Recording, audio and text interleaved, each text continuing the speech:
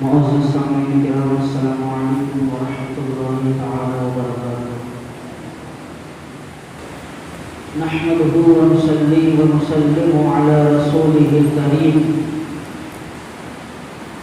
أما بعد فأعوذ بالله من الشيطان الرجيم بسم الله الرحمن الرحيم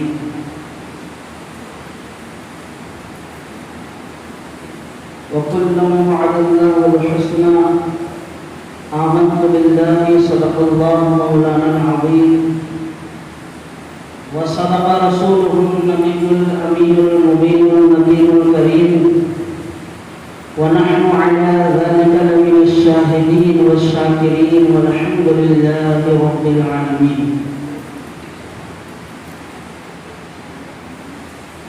بارگاہ رسالت مآب علیہ التحیۃ والثناء میں درود و سلام کا نذرانہ پیش کرے پڑھیے آواز بلند اللہم صلی علی سیدنا شفیعنا مولانا محمد العظیم والاکرم وآلہ الکرام ابنہ الکریم مبارک وسلم صلاۃ و سلام علیک یا رسول اللہ صلی اللہ تعالی علیہ وسلم.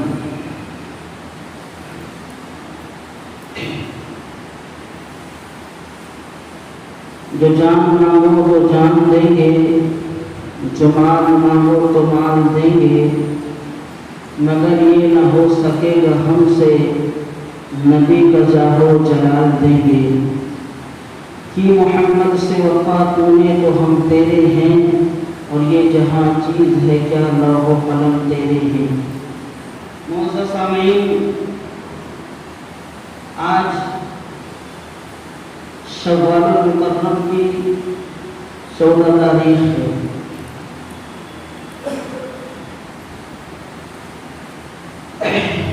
شوال المکرم کی 15ویں تاریخ کو اسلام کی ایک عظیم جنگ جس کو جنگ احد کہا جاتا ہے، سن 3 ہجری میں یہ جنگ واقع ہوئی. اسلام کی بڑی سخت ترین یہ جنگ ہے جس کو جنگ احد کہا جاتا ہے. جنگ بدر کے بعد جب کفار و مشرکین کو جنگ بدر میں بری طریقے سے شکست حاصل ہوئی، ان کے 70 کافر مارے گئے، تو جب کفار قریش میں کسی کا کوئی مارا جاتا تھا، کسی کا بھائی قتل ہوتا تھا، کسی کا باپ قتل ہوتا تھا، تو وہ اس کا بدلہ لینے کے لیے تیار رہتا تھا. ایسے ہی جنگ بدر میں جب کفار شہید ہوئے، کفار مارے گئے، کفار قتل ہوئے، تو کفاروں نے اپنے مقتولین کا بدلہ لینے کے لیے مدینہ المنورہ پر چڑھائی شروع کی. اسلام کی جنگ سن 3 ہجری میں واقع ہوئی، اور احد یہ ایک پہاڑ کا نام ہے، مدینہ منورہ سے 3 میل کے فاصلے پر ہے. تو یہ جنگ شوال المکرم کی 15 تاریخ کو واقع ہوئی. اس جنگ کے اندر 70 مسلمان شہید ہوئے. اسی جنگ میں حضرت امیر حمزہ، حضرت حنظلہ اور دیگر صحابہ کرام رضوان اللہ تعالی علیہم اجمعین شہید ہوئے. اسی جنگ میں آقا کریم صلی اللہ تعالی علیہ وسلم کے دندان مبارک شہید ہوئے. لیکن آپ تاریخ کا مطالعہ کیجئے، غور سے پڑھیے، تو آپ کو معلوم ہوگا کہ وہ مسلمان جو جنگ میں جاتے تھے، وہ صحابہ کرام جو جنگ میں جاتے تھے، وہ اللہ و رسول پر اپنی جان کس طریقے سے نچھاور کرتے تھے، اپنی جان کس طریقے سے بارگاہ رسالت میں پیش کرتے تھے، اپنا سب کچھ تن من دھن بارگاہ رسالت پر ہمیشہ فدا کرتے تھے. جب بھی جنگ کا اعلان زمانے کی پاکیزہ مقدس خاتون عورتیں اپنے جوان بچوں کو آقا کریم صلی اللہ تعالیٰ علیہ وسلم کی حفاظت کے لیے انہیں جنگ میں بھیج دیا کرتی تھی۔ تاریخ بتاتی ہے کہ جب جنگ احد ہوئی تو ایک خاتون کا ایک ہی نوجوان تھا، اس کا شوہر انتقال کر چکا تھا۔ اس خاتون نے اپنے 25 سالہ ایک ہی لڑکے کو، ایک لوتا لڑکے کو جنگ میں بھیجا۔ تاریخ بتاتی ہے کہ وہ لڑکا جنگ کرتے کرتے شہید ہوا۔ اس خاتون کو معلوم ہوا تو خاتون آقا کریم صلی اللہ تعالیٰ علیہ وسلم کی بارگاہ میں حاضر ہوئی، اور حاضر ہونے کے بعد عرض کی یا رسول اللہ علیہ الصلوۃ والسلام، اگر اجازت ہو تو میں اپنے شہزادے کی لاش کو دیکھ لوں۔ قربان جائے اس خاتون پر کہ بیٹا شہید ہو چکا ہے، اس کی لاش کو دیکھنا ہے تو بغیر آقا کریم کی اجازت کے نہیں دیکھ رہی ہوں۔ اگر آپ اجازت دیں تو میں اپنے بیٹے کی لاش کو دیکھ لوں۔ آقا کریم صلی اللہ علیہ وسلم نے ارشاد فرمایا بی بی جا دیکھ لے۔ وہ خاتون وہاں پر آئی جہاں پر شہیدوں کی لاشیں پڑی ہوئی تھی، دیکھتی جا رہی ہے کہ کون سا اس کا بیٹا ہے۔ جب اس کو اپنا بیٹا نظر آیا، اپنا شہزادہ نظر آیا، تو کیا دیکھتی ہے کہ خون میں لت پت وہ شہزادہ میدان جنگ میں گرا پڑا ہے۔ اس کے قریب گئی، اس کے جبے کو ہٹایا اور اس کو پلٹ دیا، اور پھر اس کی پیٹھ پر ہاتھ پھیرنے لگی، پوری پیٹھ پر ہاتھ پھیرنے لگی۔ ہاتھ پھیرنے کے باوجود، ہاتھ پھیرنے کے بعد اپنے سر کو سجدے میں رکھتی ہے اور عرض کرتی ہے پروردگار تو نے میری سن لی، تو نے میری قبول کر لی۔ ایک صحابی قریب میں کھڑے تھے، کہتے خاتون کیا ماجرا ہے، تو ایسی لاش کو الٹ پلٹ کیوں رہی ہے؟ خاتون جواب دیتی ہے میرا ایک ہی شہزادہ تھا، میرا شوہر انتقال کر چکے ہیں، ایک ہی شہزادہ تھا۔ جس دن آقا کریم صلی اللہ تعالیٰ علیہ وسلم کی طرف سے جنگ کا اعلان ہوا تو میں نے اپنے بیٹے سے کہا بیٹا آج کے لیے ہی میں نے تجھے پالا تھا، آج ہی کے لیے میں نے تجھے پالا تھا۔ آج آقا کریم صلی اللہ تعالیٰ علیہ وسلم کی عزت کی خاطر، آقا کریم صلی اللہ تعالیٰ علیہ وسلم کی حفاظت کی خاطر آج تم جنگ میں جاؤ۔ جب میرا بیٹا جنگ میں جانے لگا تو میں نے اس سے ایک وصیت کی کہ بیٹا یاد رکھنا حالات کیسے بھی ہو، اگر کفار کی جانب سے کفار غلبہ پانے لگے اور مسلمان ادھر ادھر بھاگنے لگے تو تم پیٹھ دیکھ کر، پیٹھ دکھا کر نہ بھاگنا۔ اگر تم اس طریقے سے مارے گئے کہ تم پیٹھ کی جانب سے مارے گئے تو میں تمہارے دودھ کو معاف نہیں کروں۔ عزیزان گرامی، قربان جائے اس خاتون پر، کہتی ہے کہ میں نے اپنے بیٹے سے یہ وصیت کی تھی کہ اگر مسلمانوں پر سختی آئے اور مسلمان ادھر ادھر بھاگنے لگے، بھگدڑ کا ماحول ہو، تو میں یہ نہیں چاہتی کہ تم پیٹھ دکھا کر بھاگو، بلکہ تم آقا کریم صلی اللہ تعالیٰ علیہ وسلم کی عزت کی خاطر، ان کی حفاظت کی خاطر لڑتے رہنا یہاں تک کہ شہید ہو جانا۔ تو میں یہ دیکھ رہی ہوں، میں نے آج جنگ کی خبر سنی تو میں نے سنا کہ مسلمانوں پر سخت وقت آ گیا تھا، مسلمان ادھر ادھر بھاگنے لگے تھے، تو میں اپنے بیٹے کی پیٹھ پر ہاتھ پھیر کر دیکھ رہی ہوں کہ کہیں میرا بیٹا، پیٹھ پر میرے بیٹے کو کوئی چوٹ تو نہیں آئی، یہ پیٹھ کی طرف سے تو نہیں مارا گیا۔ میں نے پورے جو ہے پیٹھ پر ہاتھ پھیر کر دیکھ لیا، اسے پیٹھ پر کوئی نشان نہیں ہے، جتنے نشان زخم کے آئے ہیں سب سینے پر آئے ہیں۔ میرا بیٹا بہادری کے ساتھ جو ہے لڑا ہے، میں اس سے خوش ہو گئی ہوں۔ عزیزان گرامی، کہاں گئی وہ مائیں، کہاں گئی وہ خاتون جو اپنے بچوں کو اس لیے جنم دیتی تھی کہ وہ اللہ و رسول کے ناموس کی خاطر، اللہ و رسول کی عزت کی خاطر اپنے جو ہے جانوں کو قربان کر دے، اپنے مالوں کو قربان کر دے، اپنی جان کی پرواہ نہ کرے، وہ خاتون اس پر ہزاروں سلام ہو۔ کل جب آقا کریم صلی اللہ تعالیٰ علیہ وسلم کی طرف سے اعلان جنگ ہوتا تھا تو مسلمان اپنے بچوں کے ساتھ، اپنے گھر والوں کے ساتھ جنگ میں جانے کے لیے تیار ہو جاتے تھے۔ ایک خاتون کا واقعہ آتا ہے کہ جنگ کے آقا کریم صلی اللہ تعالیٰ علیہ وسلم کی طرف سے جنگ کا اعلان ہوا تو ایک خاتون کے پاس 1.5 سال کا بچہ تھا،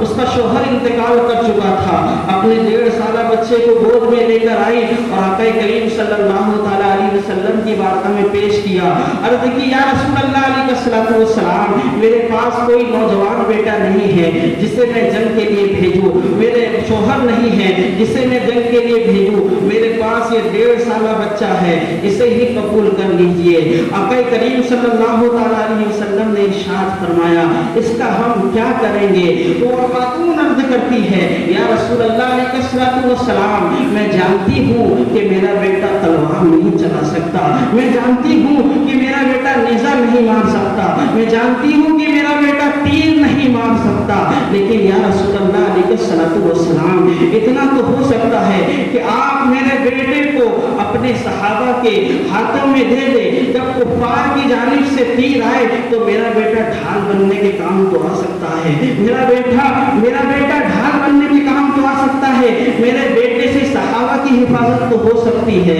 عزیزان گرامی، وہ مائیں تھی جو اپنے بچوں کو جو ہے اسلام کی حفاظت کی خاطر، اللہ و رسول کے ناموس کی حفاظت کی خاطر جنگ میں بھیجا کرتی تھی، اپنے بیٹوں کی جان کی پرواہ نہیں کیا کرتی تھی۔ آج کی بھی مائیں ہیں، آج کے بھی باپ ہیں، اپنے بچوں کو جو ہے گیم کھلواتے ہیں، اپنے بچوں کو جو ہے ان سے جو ہے انہیں برا کام کرتے ہوئے دیکھتے ہیں لیکن منع نہیں کرتے۔ آج ہم مجلس میں آتے ہیں تو اسلام زندہ باد کا نعرہ لگاتے ہیں اور آج ہمارے گھروں کے اندر اسلام موجود نہیں ہے، ہماری زبانوں پر تو اسلام موجود ہے، زبانی دعویٰ تو ہے لیکن ہمارا لباس اسلامی نہیں ہے، ہمارا چہرہ اسلامی نہیں ہے، پھر بھی اسلام زندہ باد کا نعرہ لگا رہی ہے، اسلام زندہ باد کا نعرہ لگا رہی ہے۔ عزیزان گرامی، وہ صحابہ کرام رضوان اللہ تعالیٰ علیہم اجمعین جو باپ کو نہیں دیکھتے تھے، بیٹے کو نہیں دیکھتے تھے، اگر باپ نبی کریم صلی اللہ تعالیٰ علیہ وسلم کا دشمن ہے تو باپ کے مقابل تلوار لے کر کھڑے ہو جاتے تھے۔ یہی جنگ احد تھی جس کے اندر حضرت حنزلہ رضی اللہ تعالیٰ عنہ کے والد ابو عامر راہب جو کفار کی طرف سے لڑ رہا تھا، وہ کافر تھا، کفار کی طرف سے لڑ رہا تھا۔ حضرت حنزلہ جو ہے یہ صحابی رسول ہے، ایمان لا چکے تھے۔ حضرت حنزلہ نے عرض کیا یا رسول اللہ علیہ السلام، مجھے میدان میں جانے کی اجازت دیجیے تاکہ میں اپنے باپ ابو عامر راہب کا سر کاٹ کر رکھ دوں۔ رحمت عالم صلی اللہ تعالیٰ علیہ وسلم کی رحمت نے یہ گوارا نہ کیا کہ باپ بیٹا جو ہے باپ کے سر کو کاٹے۔ عزیزان گرامی، حضرت حنزلہ رضی اللہ تعالیٰ عنہ جوش شہادت میں جو ہے کافروں کے لشکر میں گھس گئے اور آپ نے جو ہے بڑھ کر مقابلہ کیا۔ ابو سفیان پر حملہ کرنے ہی والے تھے کہ ایک آدمی نے، ایک ظالم نے آپ پر حملہ کیا اور آپ کو شہید کر دیا، آپ کو شہید کر دیا۔ اس کے بعد کیا ہوا؟ جنگ احد کے اندر فرشتے ان کی لاش کو جو ہے آسمانوں پر لے گئے، آسمانوں پر لے گئے۔ خاتون ان کی عورت سے پوچھا گیا کیا معاملہ ہے، کیا معاملہ ہے؟ ان کی بیوی نے کہا یہ رات میرے پاس سوئے تھے، انہیں غسل کی حاجت تھی، سرکار علیہ السلام کی طرف سے اعلان جنگ ہوا، اسی حالت میں یہ چلے گئے، اسی حالت میں شہید ہو گئے تو فرشتے انہیں آسمانوں پر غسل دے رہے ہیں، انہیں کا نام غسیل الملائکہ ہے۔ تو عزیزان گرامی، صحابہ کرام کی زندگی کو پڑھ کر، صحابہ کرام کی سیرت کو پڑھ کر ایسا لگتا ہے کہ وہ ان کا سب کچھ جو تھا وہ رسول کریم صلی اللہ تعالیٰ علیہ وسلم کے لیے تھا، اللہ و رسول کے لیے تھا۔ عزیزان گرامی، یہی جنگ احد ہے جب آقا کریم صلی اللہ تعالیٰ علیہ وسلم نے یہ جنگ لڑی تو جب جو ہے کفار جو ہے اس جنگ میں ایسا ماحول بنا کہ کفار جو ہے چلے گئے، کفار جو ہے پیچھے ہٹ گئے، جنگ کا ماحول جو ہے ٹھنڈا ٹھنڈا ہو گیا. صحابہ کرام رضوانُاللہ تعالی علیہم اجمعین زخمی ہے. زخمی کیسے ہے؟ کوئی سوئی کا زخم نہیں ہے بلکہ تلواروں کا زخم ہے, نیزوں کا زخم ہے, تیروں کا زخم ہے. پھر اتنے ہی میں خبر ملی کہ کفار پھر جو ہے آقا کریم صلی اللہ تعالی علیہ وسلم کی طرف واپس حملہ کرنے والے ہیں. آقا کریم نے ارشاد فرمایا اے میرے صحابہ اکٹھے ہو جاؤ. صحابہ کرام اکٹھے ہو گئے. ان کے ہاتھوں سے جو خون بہ رہا ہے, ان کا بازو جو ہے لٹکا ہوا ہے. عرض کرتے ہیں آقا کریم صلی اللہ علیہ وسلم ارشاد فرماتے ہیں کہ کفار پھر حملہ کرنے والے ہیں, بتاؤ تمہارا کیا مشورہ ہے؟ آقا کریم سے عرض کرتے ہیں صحابہ کرام کیا مشورہ ہے یا رسول اللہ؟ ہم حاضر ہیں, ان زخموں کو کیا دیکھنا ہے, ان زخموں کو کیا دیکھنا ہے, ہم جیسے بھی ہیں حاضر ہے. عزیزان گرامی وہ کہا کرتے تھے جو جان مانگو تو جان دیں گے, جو مان مانگو تو مان لیں گے, مگر یہ نہ ہو سکے گا ہم سے نبی کا جاہو جلال دیں گے. عزیزان گرامی وہ مسلمان تھے, انہوں نے اپنا مسلمان ہونے کو ثابت کیا. ہر محاذ پر, ہر موڑ پر اللہ و رسول کے وفادار رہے. آج ہم بھی ہیں, اللہ و رسول کا نام لیتے ہیں, لیکن آج ہمارے کردار کو دور کی بات ہے, ہمارے گھروں کے اندر بھی جو ہے اسلام نظر نہیں آتا ہے. آج قدر کا وقت ہوتا ہے, پورا گھر سوتا ہوا نظر آتا ہے. ہمارا لباس اسلامی نہیں, ہمارا چہرہ اسلامی نہیں, ہم نام لیتے ہیں اللہ و رسول کا. عزیزان گرامی قرآن کریم نے انہی لوگوں کے بارے میں ارشاد فرمایا رضی اللہ عنہم ورضوا عنہ, اللہ ان سے راضی ہو گیا اور وہ اللہ سے راضی ہو گئے. ان کے بارے میں ارشاد فرمایا وَكُلًّا وَعَدَ اللَّهُ الْحُسْنَى, اللہ نے ان سب سے بڑا, ان سب کے لیے بھلائی کا وعدہ فرما لیا ہے.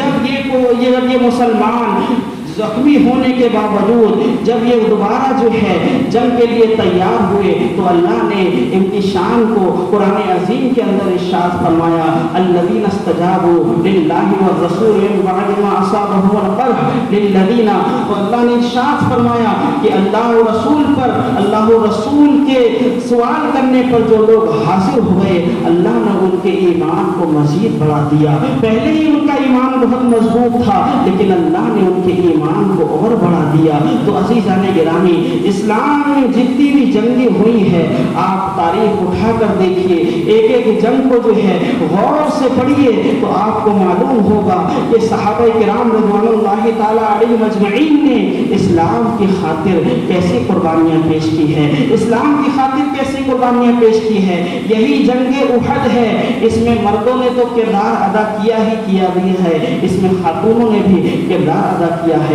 حضرت انس بیان فرماتے ہیں کہ جب جنگ احد ہو رہی تھی تو حضرت عائشہ رضی اللہ تعالی عنہا, حضرت بی بی ام سلیم رضی اللہ تعالی عنہا اپنے پائچوں کو چڑھا کر اور مشکیزے سے پانی لا کر مجاہدین کو پلا رہی تھی, زخمیوں کو پلا رہی تھی. یہ عورتوں نے کردار ادا کیا ہے. تو عزیزان گرامی آج جو لوگ یہ کہتے ہیں کہ ہم جو ہے اسلام جو ہے تلوار کے زور پر پھیلا ہے, عزیزان گرامی اسلام نے جب تلوار کی ضرورت سمجھی ہے, جب تلوار اٹھائی ہے, جب کردار کی ضرورت سمجھی ہے, جب کردار کو اپنایا ہے. آقا کریم صلی اللہ تعالی علیہ وسلم کی زندگی ہمارے لیے کیا ہے, نمونہ ہے. آپ کی سیرت ہمارے لیے نمونہ ہے. تو آپ آقا کریم صلی اللہ علیہ وسلم کی سیرت کو پڑھیے تو معلوم ہوگا کہ کس موڑ پر آقا کریم صلی اللہ علیہ وسلم نے کون سا کردار ادا کیا ہے. اگر اخلاق کی بات آئی ہے تو قرآن نے فرمایا وَإِنَّكَ لَعَلَىٰ خُلُقٍ عَظِيمٍ, اللہ نے آپ کو عظیم اخلاق عطا فرمایا ہے. آپ کے جو ہے اخلاق کی تعریف قرآن کریم نے کی ہے. اور جب کافروں پر سختی کرنے کی باری آئی ہے تو اللہ و رسول نے خود اللہ نے ارشاد فرمایا یا ایھا النبی جاہد الکفار والمنافقین واغلظ علیہم, اے نبی کافروں سے جہاد کیجیے اور ان پر سختی کیجیے. تو اسلام کے اندر سب کچھ ہے. اسلام جو ہے ہمیں ہر محاذ پر, ہر موڑ پر جو ہے درس دیتا ہے کہ کس موقع پر کیا کام کرنا چاہیے. لیکن آپ ان چیزوں کو تو چھوڑیے, اسلام نے جو ہمیں ضروری باتیں جن پر انسان خود عمل کر سکتا ہے, آج انسان اسی پر عمل نہیں کر رہا ہے. جس پر کوئی پریشانی نہیں آئے گی, کوئی دقت نہیں آئے گی, ان چیزوں پر انسان نے عمل کرنا چھوڑ دیا ہے. یہود و نصارا کے طریقے پر چلنا شروع کر دیا ہے کہ پینٹ شرٹ پہننا یہ کس کا طریقہ ہے, यहूद और नसारा ने तो राइज किया है कि आज जो है चेहरे से दाढ़ी को साफ कर देना, ये किसका तरीका है? ये गैरों का तो तरीका है। ये आज बालों को जो है इस तरीके से कटवाना, उसके अंदर जो है तरह तरीके के कट निकालना, ये किसका तरीका है? ये गैरों का तो तरीका है। आज किसी ने बड़ी अच्छी बात कही है कि पहले जो है नौजवान और घोड़े जंग के अंदर काम आते थे, आज ये दोनों ही शादी में नाचते हुए नजर आते हैं। घोड़े भी शादी में नाचते हुए नजर आ रहे हैं, नौजवान भी शादी में नाचते हुए नजर आ रहे हैं। कल नौजवान जंग करते हुए नजर आते थे, इस्लाम पर कोई आंच आती थी तो उसका मुकाबला करते हुए नजर आते थे। आज के नौजवान को कोई खबर ही नहीं है, वो अपनी दुनिया में ऐसा मस्त है कि उसे गोया वरना ही नहीं है। मुसलमानों, अल्लाह मुझे और आपको सबको जो है इस्लाम पर मजबूती के साथ गामजन रखे, शरीयत मुतहरा के मुताबिक जिंदगी बसर करने की तौफीक अता फरमाए। मैंने जो कुछ अर्ज़ किया मौला कबूल फरमाए, कोई गलती हो गई उसको माफ़ फरमाए। अस्तगफिरुल्लाह रब्बी व रब्बिकुम।